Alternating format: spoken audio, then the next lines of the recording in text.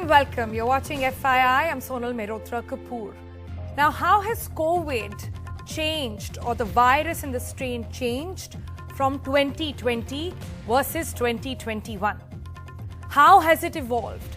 What are these new mutants forming almost now a cocktail of new strains being spread across the country? It's no longer limited to a particular state. What is it doing in terms of escaping immunity? Is that true?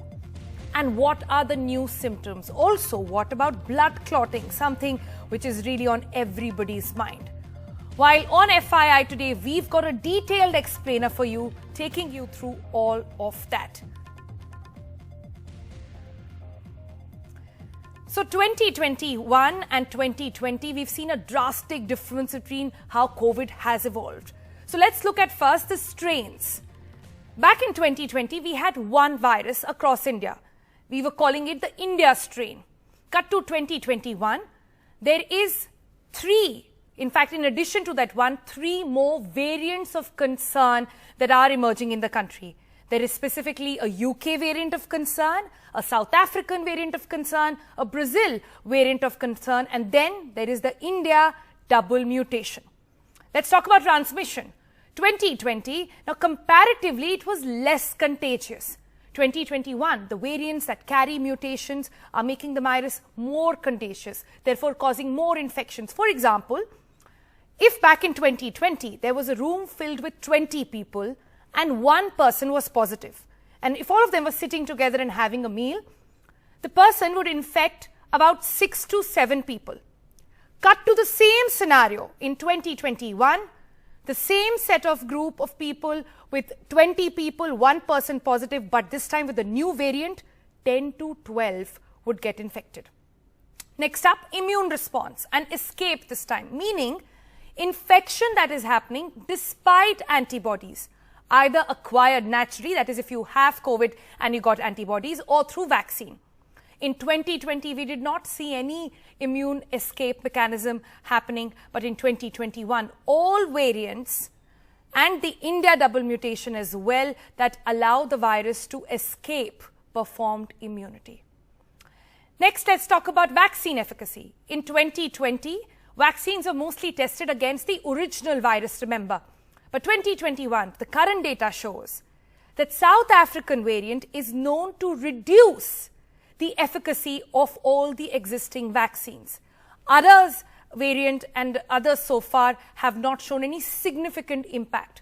For example, Pfizer, Moderna, Sputnik, Novax, etc., they all have almost 90% efficacy, but it looks like that efficacy might come down to some extent. But remember, it will still be effective as far as severe disease or mortality is concerned. That means it will keep you out of ICUs and hopefully from death as well. Next, let's talk about the most debated, blood clots. Now, in 2020, there were no reports of any blood clotting post-vaccination during the old variant. But frankly, when it comes to blood clots, let's just put this on record. There have been no reports of blood clotting post-vaccination during the old variants, but even so far, no direct link has been found. Blood clots post-vaccination during the old variant, to compare the risk, the death is like 1 in 138,000. There has been, however, one group found which is said to be a little vulnerable, in Europe at least, to these blood clots, and that's women below the age of 30. Let's move to symptoms. Now, back in 2020, what were the symptoms? We had fever, we had muscle pain, dry, persistent cough, loss of smell and loss of taste. Cut to 2021, where in addition to these, people are witnessing conjunctivitis, sore throat, headache, rashes, upset stomach, discoloration of fingers and nails. Next up, early detection, and this is very important. In 2020, RT-PCR positives were coming and appearing even before the symptoms. But now, the UK variant of concern is showing some deletions in its S gene. That means it's leading to some loss of signal in RT-PCR tests. That means some people have to take the test twice, sometimes thrice, if they have the UK variant, and only then does the report come out positive. Lung infection. Another very crucial point. In 2020, when you got the CT scan done, they were seen to be impacting the lungs in the second week or almost the 10th day. That's when patients who had to get serious got serious. Now, with the new variants, patches in lungs are seen in the first week itself in some cases. Well, these are just few of the many things that are now getting the authorities worked up, the new variants. How much do we really know about them? Let's try and get a little more detail with my guests now. We've got Dr. Sarman Singh joining us, Director for AIIMS Bhopal. Thank you so much for your time, sir. We have Dr. Rajesh Chawla. He's a pulmonologist from the Indraprastha Apollo Hospital. Thank you, sir. Very important questions, especially regarding the lungs that we want to ask you. And we have back with us on the program Dr. Anita Ramesh. First up, I want to get in a word from Dr. Chawla over here. Dr. Chawla, a lot of concern at this point of people saying that the CT scans are perhaps telling you that you have COVID this time around earlier than the test itself. Now, not to say that people should start queuing up outside, centers and say that just do my CT scan and get paranoid. But what exactly and how exactly, if I may ask, are the variants impacting the lungs? It was even earlier, if you know, the sensitivity of RT-PCR is about 64%. So that means 100 people have disease, only 64, they come positive. And even earlier also in the 2020, a lot of diagnoses we made from the CT and then we repeated RT-PCR. And this time around now, because the number of CTs are also being done more. Previously, people were not getting that many CTs, and now we are doing more CTs. That is also one of the reasons people think that probably we are seeing more CT, the ground glassing and the changes, which are very classical. Many a times, if the RT-PCR is negative, looking at the CT, we are quite sure that it is COVID-19. So this is one difference. And, in addition to what you said, all the symptoms, we are finding the nasal symptoms also, which we have not seen last time. Like? A lot of patients have nasal discharge like influenza, which we never saw last time. These are the other thing in addition to sore throat and the conjunctivitis and all these things are we seeing the loose motions, little more loose motions than the last time. So, but that does not mean, as you rightly put it, that don't get a CT. The diagnosis should be based even today on RT-PCR. If you have symptoms, if you have a history of contact, then you should get the RT-PCR because you could be asymptomatic and you could spread to others, and which is now the case with the variants. More and more people are turning out to be not asymptomatic. only the variants, the people who are vaccinated and younger population, they are having, many of them are having less symptoms, and when they go home, they spread to the elders and they get a severe disease. And now, in fact, let me take that forward. If I can just interject that, let me take that forward with Dr. Singh over there, Director for AIIMS Bhopal, Senior Virologist. Dr. Singh, my primary concern with the variants has been the detection in RT-PCR tests. I have been hearing horror stories really from people saying that they keep getting tested, but it never shows. Now, why is that happening? I've spoken earlier with virologists who say that there is something in the UK variant which is escaping the RT-PCR test. How does it work really? Yes, Sonal, very nicely you made a brief introduction, which is self-explanatory, and this is true. This is not called escape, but usually escape is usually when immunity is escaped, then usually this word is used. In this case, you are very right that we are seeing many cases where the RT-PCR is negative, but sometimes the CT findings, clinical manifestations, and even sometimes the antigen test is positive, but RT-PCR is negative. There could be many reasons. One is important that probably the sample is not taken correctly, so that is junk in, junk out. Then second is that probably what you are trying to say, which is true, that in this variant, the RDRP gene, which is the backbone of the PCR, because this is the gene which is amplified in the RT-PCR. But again, it depends which kit we are using. Some of the kits, they are having problem in this detection. So there is a issue, and this genetic mutation, some of the mutations in this variant. So, doctor, what should one do then? What should one do if you are not testing positive in the RT-PCR test, but you have the symptoms or you've been in touch with someone? Question. Very pertinent and very big question these days. So therefore, the issue is with the COVID facilities, the diagnostic criteria is that either you should be positive by antigen or be RT-PCR, then only they will be admitted. So the problem as an administrator and otherwise as a virologist also we are facing that many of these cases, the clinically symptoms are typical, but they are not RT-PCR positive. So sometimes we advise that they can get the gene expert test, which is still showing the positivity, or the antigen test, or the CT scan. And even if these are not there, what we do that we admit these patients in the suspected isolation area. So they are not in the COVID area, but in the suspected area of the COVID ward. So that helps, and then all beds we have full seen right that now. after a few days they come We're seeing positive. all ICU beds full as well. So I'm assuming that people who don't have an RT-PCR test are finding it even harder. People with proper symptoms, people who need oxygen are not getting beds. So how are we to take care of this such a large population?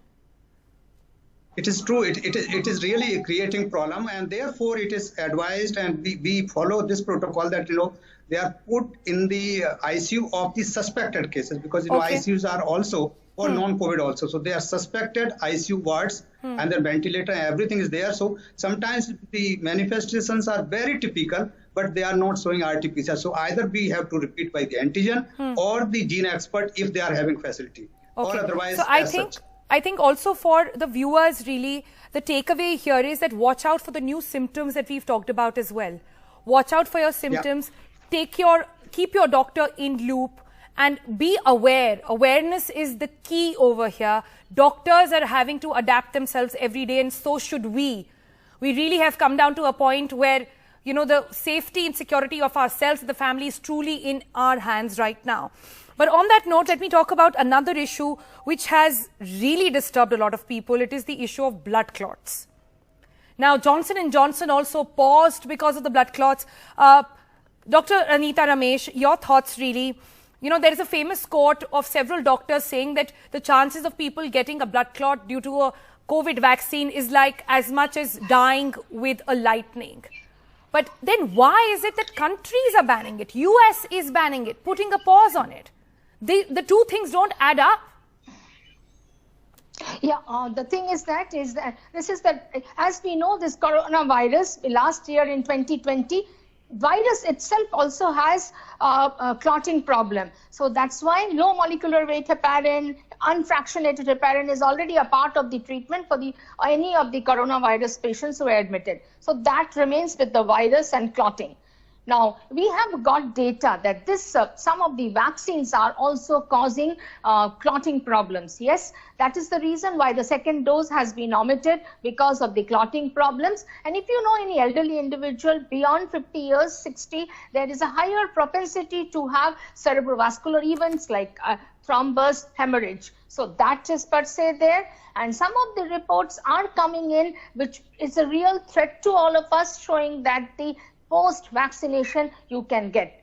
But as far as clinical trial data and the rules and regulation goes, anything which happens post-vaccination has to be properly investigated till we come to a conclusion whether it is caused by the vaccine or it has happened per se. I see the concern growing in your statement right now. Yeah. This is not how we were hearing doctors just say about a month ago. Yeah, so that is, we also need to find out that the vaccine should not reintroduce. Also, the age of the elderly can have an per se a cerebrovascular accident, and even in the virus, we all treat coronavirus with low molecular weight heparin as soon as they get admitted. We give Clexane, also unfractionated heparin in the government hospitals, because the virus also causes coagulation disorder. So all are put together. Yes, it's a thing of concern. That's why there is a halt in the second dose. Yes, should not be given to elderly people, should not be given people who have thromboembolic phenomena, all clotting, and we have to be a little careful till we get a good answer and a clearance that, okay, go ahead with this vaccine. Well, so far in the country, at least, the answer is very clear. The government has not acknowledged the clotting issue at all. And we've also been saying this at NDTV, that there is no thorough report backing these claims. But the only precedent here is the fact that there are countries like United States which are going ahead with it. European Union, in middle of the massive wave, they put a pause on these vaccinations. So what are we to do here is something that we have to wait and watch out for. Again, a bit of a note over here. Please do consult your doctor and tell them about all your conditions and the medications you're on before you go in for the vaccine. But that should not be an excuse to escape the vaccine. That's surely the thing to be emphasized over here. Dr. Chawla, I want to come down to you to really another concern, which is of the entire immune escape that is happening. More and more people now saying, why should I get myself vaccinated if I'm going to get COVID anyways? Right? So the immune escape, like I said in the explainer as well, it is basically that you have antibodies either acquired or injected, but you still get infected. Could you just clear the air on this one, and what should one do? This is very important. Whether you had COVID, you should get vaccinated, because you see what we've seen. I'm telling you the clinical experience, that people who are getting the COVID after vaccination, the COVID, most of the patients are suffering from a mild illness. Very, very few patients we've seen that who got into the ICU, and that too after a first dose, who have completed, they will get either a symptomatic disease or a mild disease. So this is very, very important, that it is very important to get vaccinated and not trying to escape from because that's your protection from death, from landing up in ICU. You know, that's your protection. All the vaccines, they have quite a big efficacy to prevent death. We must understand that the efficacy differs in the severity. Like you have the Sputnik, which they are saying is 91.4, or Moderna almost and Pfizer are about 95%. Yeah. That's the overall efficacy. But if you see the death efficacy is almost 100%. They prevent death. So this is very important, that you will not die because of the COVID-19 if you get vaccinated. You may get a mild disease, and very few patients may get a moderate to severe disease. Okay. Let me bring in Dr. Singh over here. Dr. Singh, another growing concern right now is, while we try to understand about these new variants, or almost a cocktail of variants which is now out there, why haven't we heard from the government very clearly come out and tell us where are the new variants? Which states have them and which one are these? Why is there so much of shying away of the government and not giving out the data on these variants? This has been the sequencing of the whole genome sequencing of about more than few thousand of the samples has been done already. The Indian Council of Medical Research is already analyzing it. And isn't that also the problem? Only a few thousand are being analyzed in a country as large as ours, where we are coming to almost 2 lakh cases every day. Nevertheless, Sonal, but the almost all variants, they have been, all mutants, they are there. And basically, they were earlier we found that 484 and 440, they were in Punjab, Delhi, and Maharashtra. But now almost all states, they have, even in Madhya Pradesh or Kerala, they are everywhere. And in fact, the UK variant is very predominantly in India, and all the 5, 6, most common mutants are there, and mutants are happening daily basis. And almost they are being reported from all countries, all states of the country. So they are there, but most important 5 mutants of the UK variant, they are really, really troublesome. That is, we started with 614, which was the original wild type, what we call. And then now we have the 501, 440, 484. That's the UK, South African, Brazil, and something that nobody talks about, but should be talking about, the double mutation in India. Yeah. Fortunately, or probably this is too early to say that Brazil and South Africa variant has not yet been identified, but most of these mutations are in the UK variant, which we have found in India. But definitely, if as many more samples are tested, I am sure that the Brazilian and maybe South African variants also we can have but it is a time probably. It is too early to say that whether that is there or not, because and the worrying thing here is if we don't even know that they are there, how are we to provide a cure for it? That for me is the biggest worrying factor over here. Time for a quick break. When we come back, we'll take up some questions that have come to us from viewers of FYI. Stay tuned for that. Welcome back. We are discussing everything you need to know about the new variants in the country and also the vaccine issue. And this is a segment where we ask the viewers of FYI to write to us and we have their experts answer them. We're delighted to have Dr. Manjari Tripathi also join us now on the program. And we have Dr. Tripathi, Dr. Chawla with us already. Dr. Manjari, I am actually coming to you with some bad news coming in. Denmark has now become the first country to permanently stop the usage of AstraZeneca vaccine. Major concern over there, and that is perhaps the first question we have from the viewer as well, where they want to know if they need to worry about the blood clotting issue. What are your thoughts? See, by far, blood clotting is a rare, very rare manifestation of the effects of the vaccine. So really, there is absolutely no way to predict who will develop it or who will not. There are certain risk factors which have been identified. And yes, these vaccines were rolled out at a time where there was chaos and there was a pressure to deliver quickly a vaccine. I don't think anywhere else in any point of time in the history of mankind, delivery of vaccines has been done in this manner. But is there a specific age group or a gender group which is more vulnerable? So, yes. So in the UK, young people, I personally know of few young people who developed, hemorrhages in the brain, venous thrombosis, following the AstraZeneca vaccine, including young doctors. Whereas in India, we have had, some cases where the elderly came in with myocardial infarction 2 days following the vaccine. So really, there seems to be a bimodal peak to these reactions. One is the younger age and one is the old age.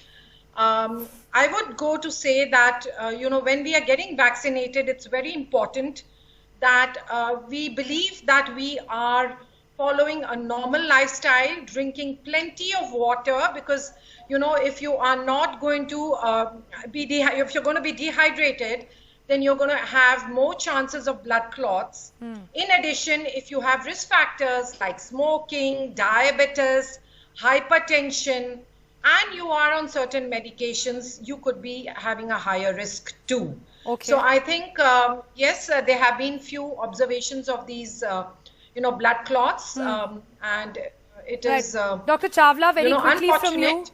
Let me very quickly come to you. Several people now have already taken AstraZeneca. My parents have taken AstraZeneca. We recommended them. All of that is happening. So what does one do now in light of all these reports?